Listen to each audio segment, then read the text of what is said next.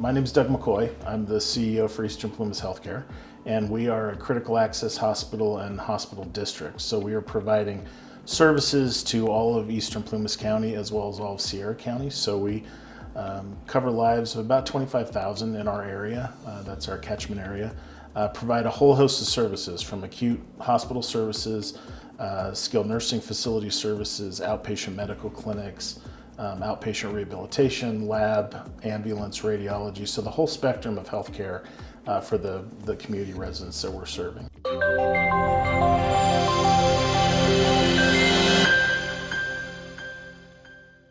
Well, initially when we started our relationship, it was the managed component was sort of a blend. So we still had employees that were supporting IT that were EPHC employees, and then we had the ITS team. And what we found, and what we had found prior to the partnership, was there was really not anyone on the campus. I talked about being a generalist. Well, some of your support folks need to have that level of expertise. So for the IT staff that we had, they didn't have anyone with that level of expertise that they could go to and get direction from. And so as we continued to develop the partnership, we thought that it was best if we moved all of the resources under that managed service agreement. And it provided several things. First of all, it provided a 7-day-a-week technical coverage on site, which was very valuable. So as things occurred, there was someone here that could help. It provided us with the support services, the 24-hour support services, which we didn't have before. If you think about trying to do it internally and provide a 24-hour model, you're either having on-call folks, you're outsourcing that call to a group that may or may not know your business line, your systems. So having it under that managed program was very beneficial for us. And it also helps us to ensure some cost consistency from a budgetary standpoint. We're not reacting and investing more money in trying to fix a problem. We're solving it before it occurs and having routine oversight of that. So going to that managed system really helped, and then blending all of our services under that umbrella was very beneficial for us. So the addition of technology, the addition of equipment processes to speed up our ability to make decisions, but also to process management, either care delivery, revenue cycle billing, et cetera, has had a significant impact on the overall operations as a whole, both financially and from a care delivery standpoint. Looking back to our electronic health record implementation, part of that changed the entire way that we were doing our revenue cycle. It now became a clinically driven revenue cycle model, which was different than what we were doing before, where the clinical documentation, the information within the clinical record was really then driving how we were doing billing, collections, et cetera. And for a significant period of time, that increased the amount that we had from an AR perspective. The cash collections dropped off dramatically, which has then obviously a challenge on our fund balance.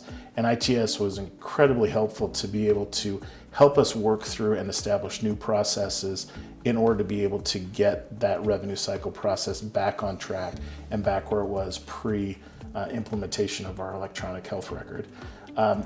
ITS has been very helpful in terms of data analytics and the data capturing, both on a federal and state level. The amount of programming that requires data analysis and extraction from our system continues to increase, and there is obviously a financial either positive or negative impact based on the deliverable part of that data analytics, and they have been incredibly helpful at helping us build those extraction systems so that we can get the information out quickly. It does not require additional labor add on our part, but also ensures that we're maximizing and maintaining the reimbursement for the services that we're providing. And that's probably one of the most unique aspects, I think, of this partnership, and something that I'm not aware of being available to other organizations. And that was also the development over the 5 years of the partnership, was looking and ITS identifying that,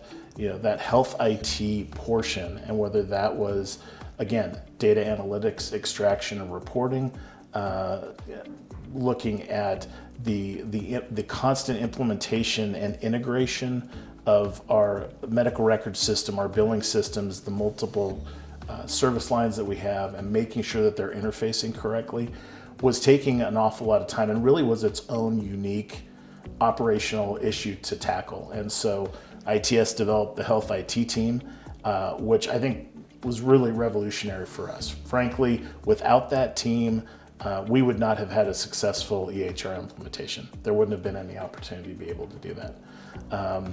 We have a program for promoting interoperability. It's a Medicare-based program.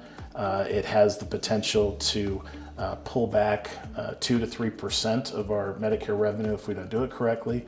The health IT team, for the first 2 years, single-handedly managed that process for us so that we were not susceptible to lose that funding, and then helped work with our team so that we could take that back over internally. But that group has been incredibly valuable at looking at everything from the initial care delivery and registration of the patient all the way through rev cycle, billing, and collection. And that's not a service that's offered through our, for example, EHR vendors or other vendors that we use for different services. It's not a managed contract item that I'm familiar with from other organizations, and certainly would not have been one we could build ourselves. So that has been instrumental in process improvement across the board for us.